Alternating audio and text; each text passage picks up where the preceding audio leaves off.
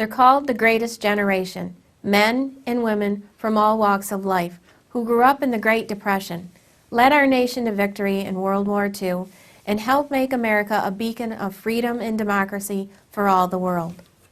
And do they have some stories to tell? I'm pleased to be partnering with the New York State Military Museum and Veterans Research Center to preserve the words and memories of many of our World War II veterans. These stories will be entered into the state's archives, where they will be accessible to researchers, academics, and future generations. Our veterans have given so much to help build a brighter future for all Americans. This tribute is just one small way of saying thank you.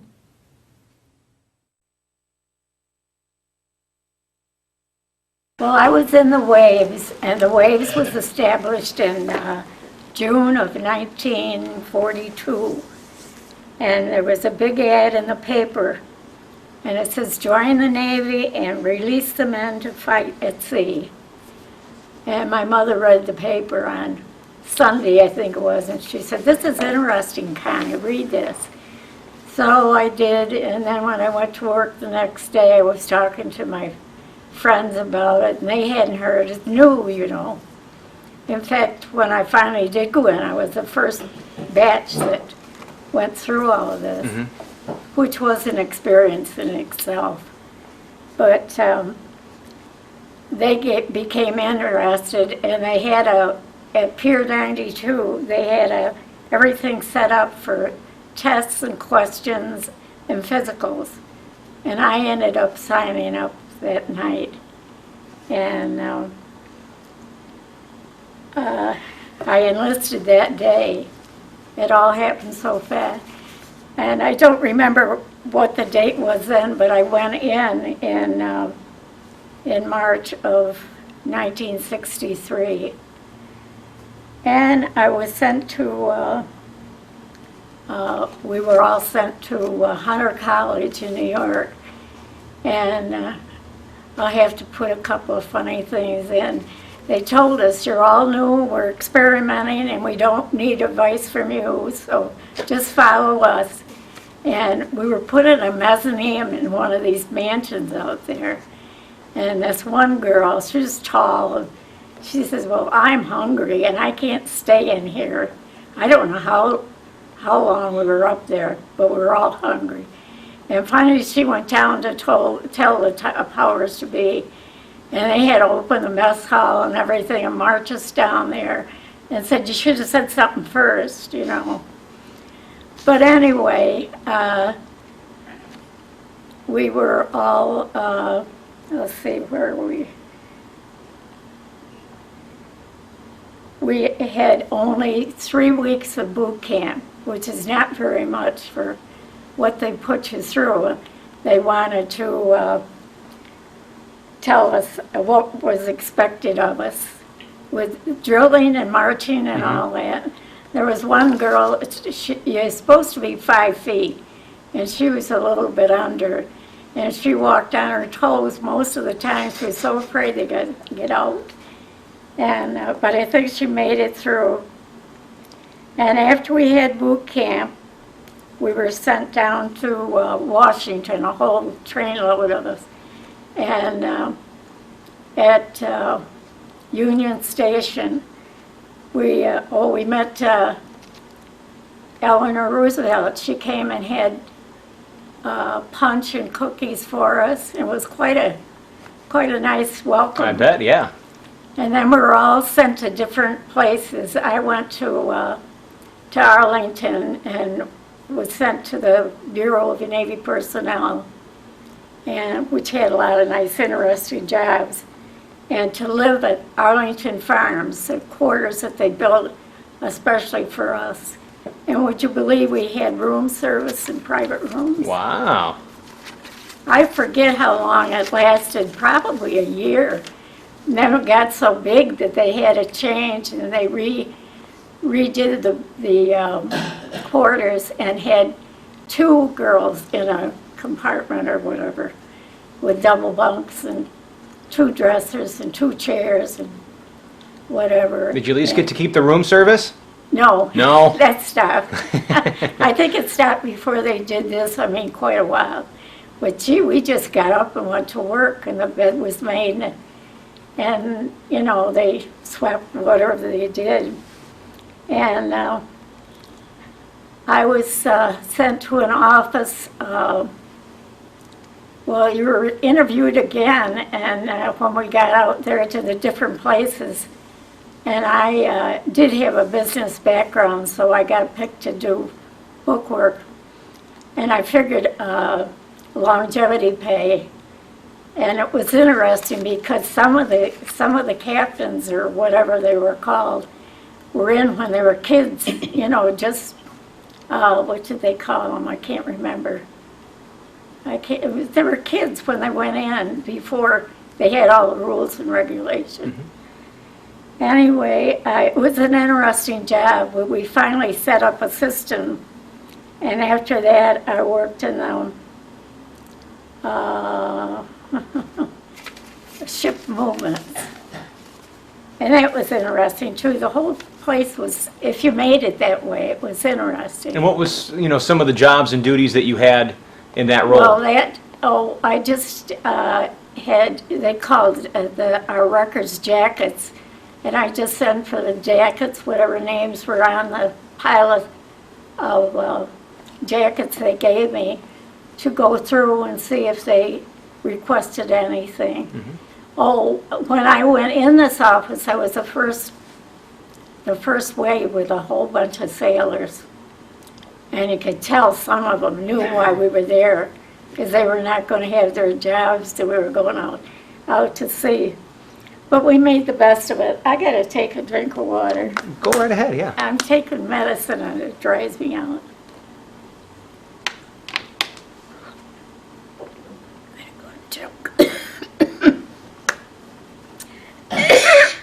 Anyway, we just went to work for me. Oh, this is too bad. Take your time. Take your time. We worked from 8 to 4, and our promotions were earned, and for the enlisted, we went up the ladder one step at a time. There was apprentice seaman, and then seaman second class, and seaman first class, and then third class petty officer, which I finally made with a storekeeper's rating, and base pay of $78 a month. And that was to eat too. We didn't have any facilities, no wow. McDonald's, none of those places. We had a cafeteria at work, and I don't remember, we really were eating donuts towards the end of the month, but we made it. Some kids got money from home, which they shared. Mm-hmm. And what else have I got to say here?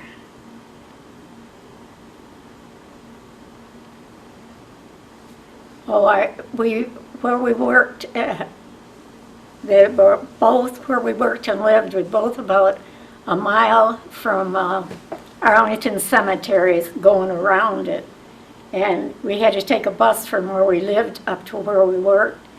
And they didn't have enough. I was, what'll I say, was called in to the captain's office, so I know why I was always late. And I told him where I lived and how we had to travel. And I was glad because they did change it around and there more buses came out. Because it was just so many of us around all over. And what else have I got down here? What else do you want to hear? Are there any, maybe memories that stick out more than any other ones that you have that you haven't touched on yet? Oh, no, we had a big backyard, and we used to all get together, and to go out to eat, it was quite a treat. We usually did that once a month, mm-hmm. to go get on a bus and go into, because we were outside of Washington. and the facilities, but isn't it nice now with all the different places you have for just, well, I can't say 10 cents worth because it's a lot more than that, but we didn't have the, you know, the right facilities, but of course you make the best of everything. You have things that you do to take care of being hungry, but when I went home on leave, my mother always wanted me to know, her to know what I wanted to eat, because I didn't get it. But outside of that, I went to,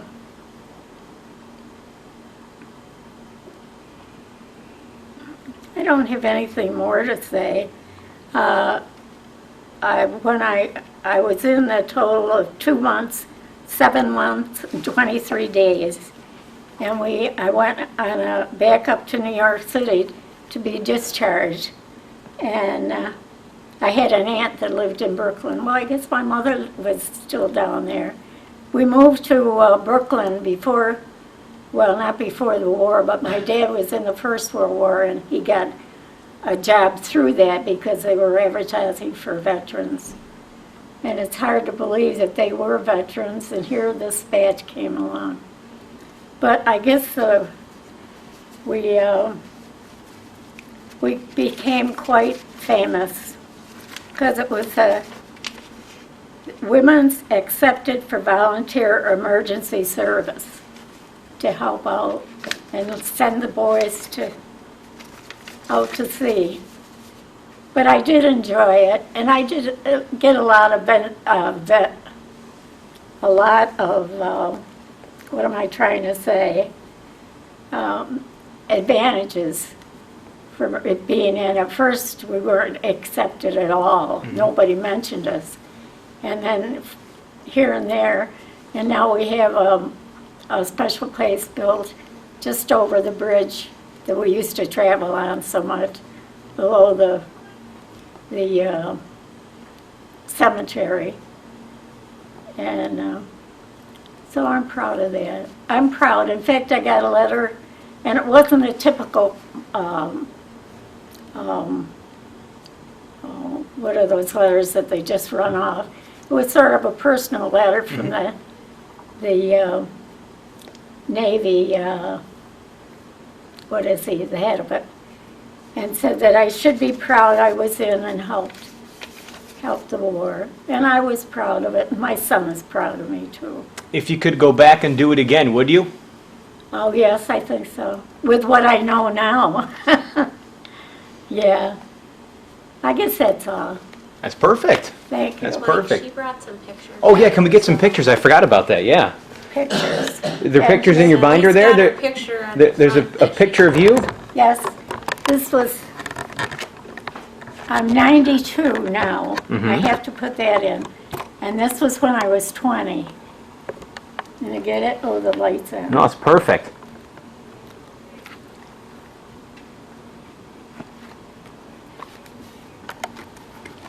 And this is my husband. We were married 62 years before he died. Is that you right there in your uniform there? Yes, I got sent home after we finished boot camp for our parents to see us. And this was a display that was in the, what am I trying to say? My uncle worked for the Liggett's drugstores, and he made this display. And I'm right here, and his son is over here. It was in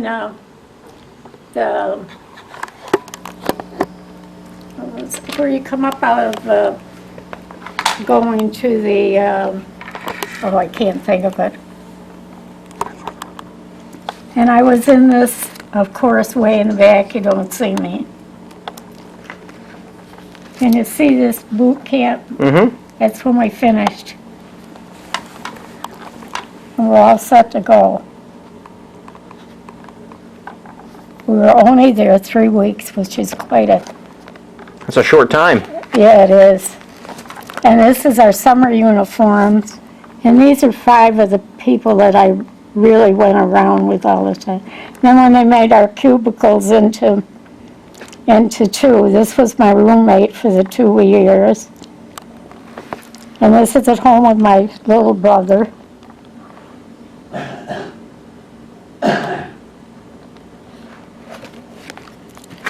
And this is where we had were just one in a room, and we had maid service, which I don't tell many people because they kind of make fun of it. But they had all this ready for us before they advertised to start hiring us. And they were cute little rooms, and we had this big backyard. It took a lot of planning. This was another, in May of 94, I mean.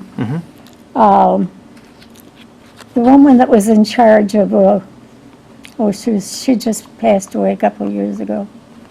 I can't remember her name. She started this thing. It was a reunion of, I don't know whether it was 50 years. And they interviewed people, and I got in that. Here's another thing we did at the college to tell people about our... Now, what's this? Is this an award here that you... No, just to thank me for doing this from the college.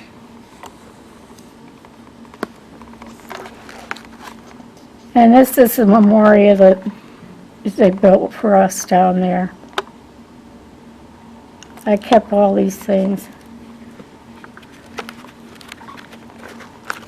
Let's see all these awards. And they had these. I think these were nice. I never saw any, but this was in a calendar. Oh,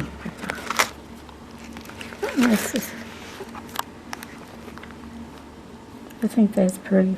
Yeah. And this is a brochure I went with after I put my arm up and was sworn in. It's quite old. It's held up well, though, over the years. Huh? That brochure's held up well over the years. Yeah. And that's it.